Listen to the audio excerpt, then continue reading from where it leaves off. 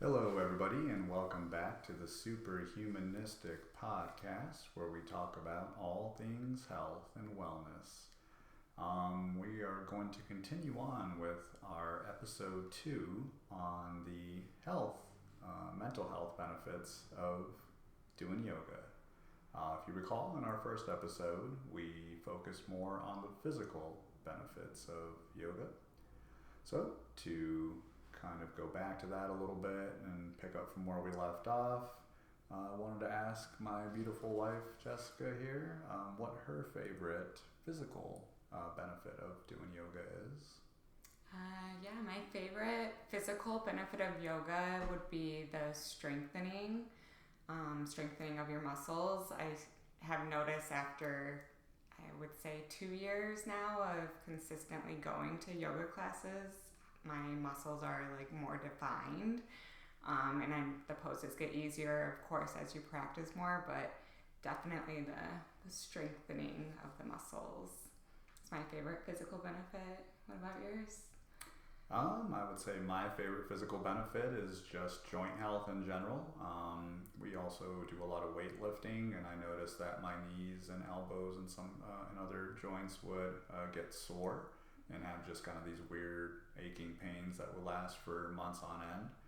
And after I started doing yoga and really getting those stretches in, I've noticed that all that joint pain has really been alleviated and gone away.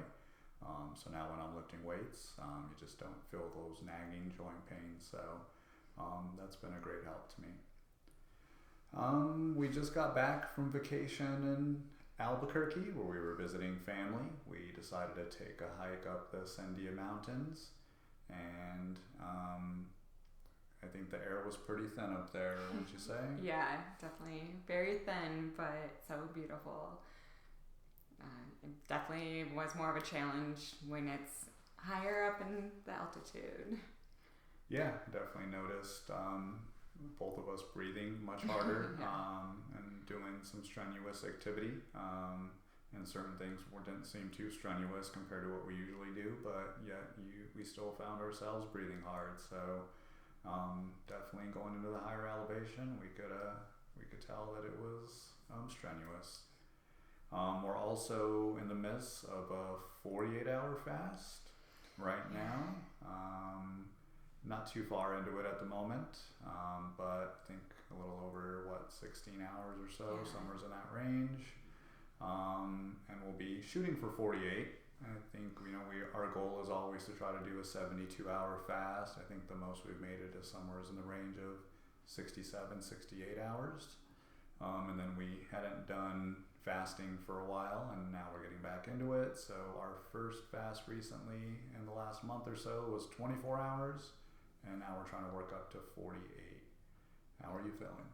I'm great right now. A little bit hungry, but for the most part, really good. Feel actually energized.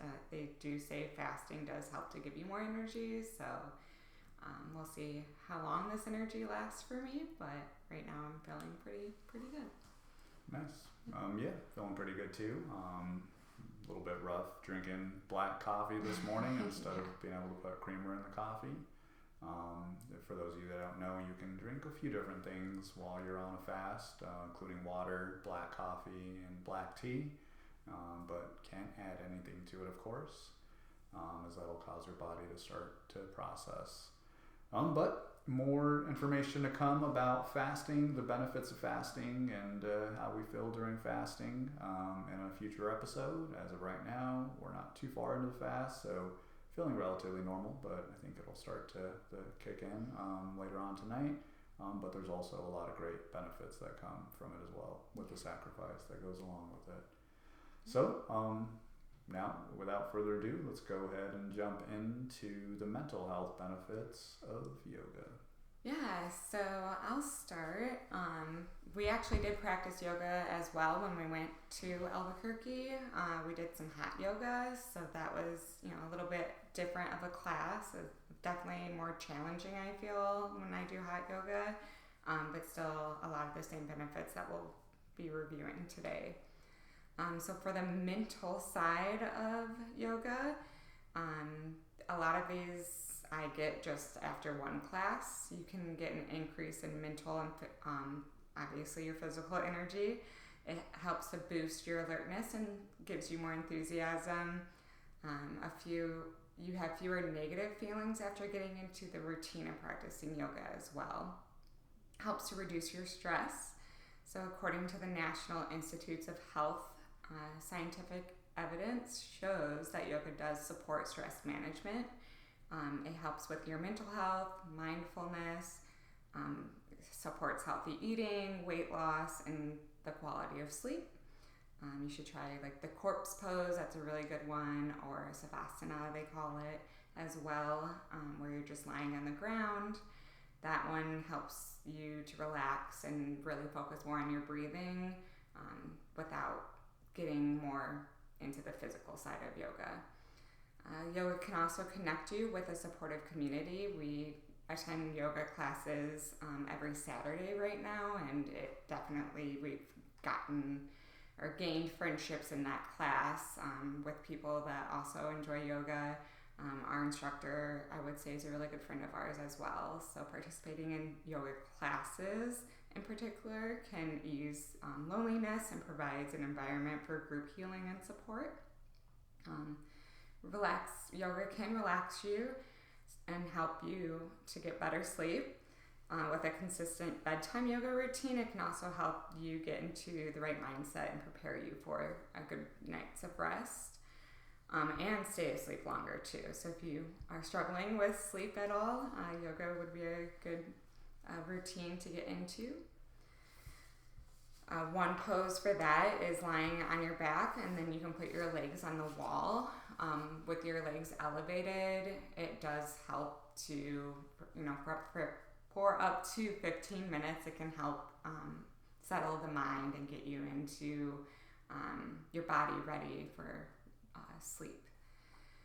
And then because yoga is focusing on the breath when you're doing the moves as well, it does help to improve your executive functioning skills, reasoning, decision-making skills, memory, learning, and your reaction time and accuracy on different tests that are testing your mental acuity. So thinking about like our yoga class that we go to, she's always doing a routine and we have to like remember those poses. So practicing yoga and getting into like just calling out warrior two and having to remember what warrior two looks like and how to put your body in that position. I can definitely see this as being a benefit with the executive functioning. I'm remembering more after my yoga classes. So that would be probably my favorite benefit of the mental side of yoga. It can also boost your mood. It elevates those brain chemicals, gamma aminobutyric acid, the GABA. This chemical is associated with having a better mood and a decrease in anxiety. And then there is the National Library of Medicine is actually considering yoga as a complementary therapy or an alternative method instead of doing like medical therapy for mental health illnesses or different like anxiety, depression. They are actually sending people to do yoga classes before they give them any medication. So it is starting to become more popular, I think, to help with reducing stress, anxiety, depression, and various other mood disorders. All right. I think that covers pretty much all the mental health benefits that can come from doing yoga. I think it's a great exercise practice to complete to really improve and boost your mentality. I think flowing is another great benefit of when you're doing yoga, and you can learn just to flow through life. I know a lot of people like to say that, essentially think of your life as a river and everything flowing smoothly, and that's can also be a benefit of doing yoga as well, is just learning how to flow through life, and be like water. So, thank you for joining us for another episode of Superhumanistic. We hope that you got some good information from this episode that will help inspire you to practice yoga. And we look forward to seeing you again in about a week with a new episode with some new benefits that come from exercise and health. Have a great day.